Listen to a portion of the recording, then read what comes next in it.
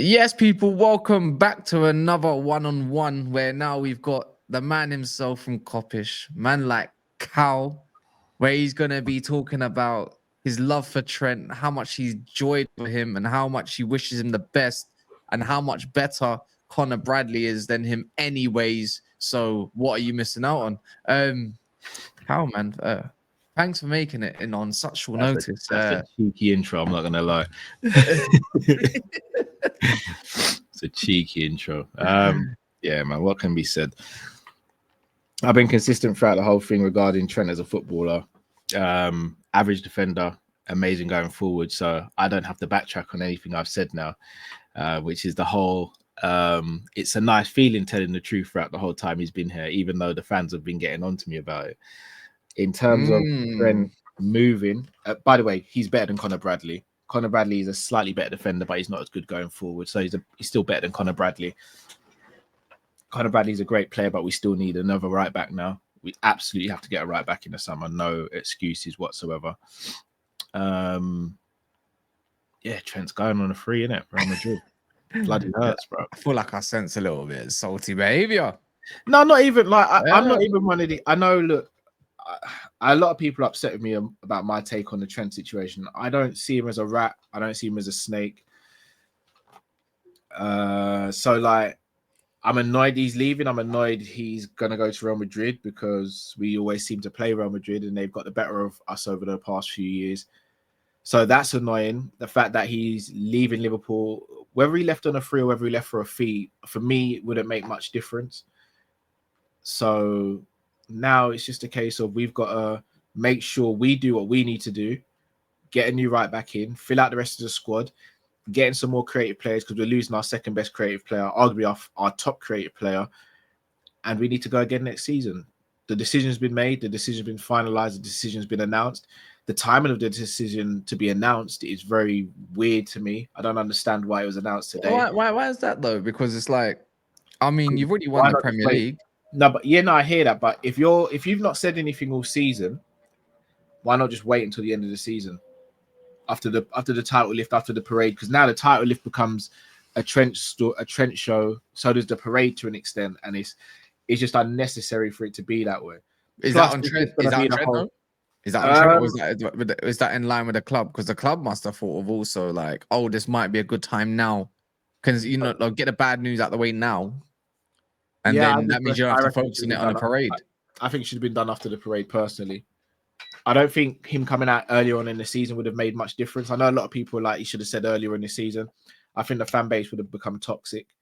I think media and online would have become toxic. It would have taken away from what we had done on the pitch as well. So I'm glad nothing was said during the season. Yeah, I just don't understand why it's being said now. I don't see the difference though, because for me, anyways, this is just an outside perspective. Why does it matter if it's after or before? We all knew what was going to happen. Why do we need to pretend to be shocked at this point? Did people actually believe he's going to stay after Mo Salah and Van Dijk got their new contracts? The guy was never staying. Do you know what I'm saying? So it's like, does it matter? You got nothing to lose at this point. And by the time in a month's time after a parade and stuff, you can just go enjoy it because you already know the news. You don't need to think of nothing negative. You just move on. Yeah, I just personally, I would have preferred him to announce after the season finished. But it's his life, it's his decision. What I will say, he's gonna have to now live with the consequences of how people react to him. That's on him now. I guarantee in the next 10 years they won't care. No, so here's again. I know I'm going to annoy a lot of Liverpool fans. He's a football legend for Liverpool Football Club. Like there's no deliberation, in my opinion, about it. People will sit there and go, "Oh, the way he's left, okay, he's still a legend. Like he's been vital to us winning all the trophies we've won since he's broken into the first team." So to say he's not a legend for me is going a bit far. In terms of whether you like him or not, yeah, that's a debate. That's a you thing. But to say he's not a legend for me is taking away the body of work he's done over the last 8 years. I've got a good question. This is the main question because we've spoken to Mons, bless him. We've spoken to Welks, bless him. Now it's time to hear what you have to say. And I don't know what gimmick you're gonna push, but it's up to you. Is he a snake? Did you say gimmick? Yeah, I don't know what gimmick you're gonna push because I don't know. Like you could play some games. No. You could This stream is This is all me. This stream, no gimmicks, no nothing. Is he a snake? I don't Is think. he a snake or is he Judas for leaving? Because I do not understand how anyone really can turn down Madrid, anyways. Regardless, there's not many cases of people turning down or players turning down Madrid. I don't see how is he a snake because he didn't get you the money. That's I think that's the biggest thing to take away from it from what others have said. Coutinho got us 142 mil. Coutinho's still a snake. So no, let's be real about it. Coutinho lied about being injured, and the way he left the club was midway through the season. He got us 142 million. Coutinho's still a snake. So it's nothing to do with the money. And look, I'll paint another picture, bro. Klopp leaves at the end of the season. We get a new manager in. As soon as the new manager comes, Trent leaves for a fee. Are we sitting there going, people wouldn't have called him a snake for leaving? Maybe. Yeah, maybe. I don't know. If he left in January, we would have been called a snake as well. He's leaving now. He's being called a snake. So whether he left a year ago or he left now, people are still going to call him a snake. I don't think he's a snake. In an ideal world, he would have stayed at the club. In an ideal world, we'd have got some money for him. But effectively, my concern is we're losing a world-class footballer, whether it was for a fee or not. We're losing a world-class footballer, and we now need to find a way of bringing in personnel that replace Trent. It's not going to be one player, but bring in personnel that's going to replace Trent. Yeah. But and then my next question is going to be as well is are you annoyed how he's left the club? In what sense? Mons said earlier on the stream like he's annoyed the way he's left the club, you know, without getting a fee as well, being one of those kind of things. Things he's kind of said over the last 12 months or so, kind of flirting with the idea. All of that kind of thing. I just don't see how Mons' logic is that like he's annoyed by being annoyed the way he's left the club. I just feel like he's just, you know, sometimes, right? I know you can love something, you can love someone or whatever, but sometimes it's just your heart desires something else. Yeah. You know, you be a young man, to be fair, has been there for 20 years. Yeah. I'm not being funny, but weather plays an important part at the end of the day. Even if you're a footballer, you can only get that weather so many times per year anyways. But new environment, new challenge, new settings, more trophies. It's a lot more pressure. You know, can you blame him? Or is it kind of annoying, the fact he says, oh, he means more, and then before you know it, he's dipped? I think that's what it all comes down to. And look, this is the reason why a lot of footballers don't speak them, because they'll say one thing a year or two ago and it'll be used to... Oh, yeah. Jude Bellingham doing the reverse grooming. We love that. It'll be used to batter a footballer. Look, when he said this means more, I believe he meant that. I still think he absolutely loves the club. I don't think there's been any indication that he doesn't. But as you said, it's a new challenge for him. Again, I don't like the idea of him having a new challenge because it feels like Liverpool are a little bit of a stepping stone, especially if one of our own players who's come through the academy is going. But ultimately, he's not gone to a direct Premier League rival. Yes, he considers Real Madrid a European rival. I don't consider Real Madrid a rival, but they are going for the same trophy we are going for in the Champions League.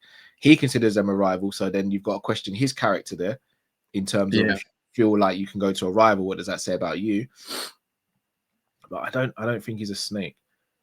Yeah, I don't think he's either. I don't see how you can. I don't see how it can be that if you've not gone to a rival club, you know. I know you might hate Real Madrid a little bit more, but his words were he sees Real Madrid as a European rival.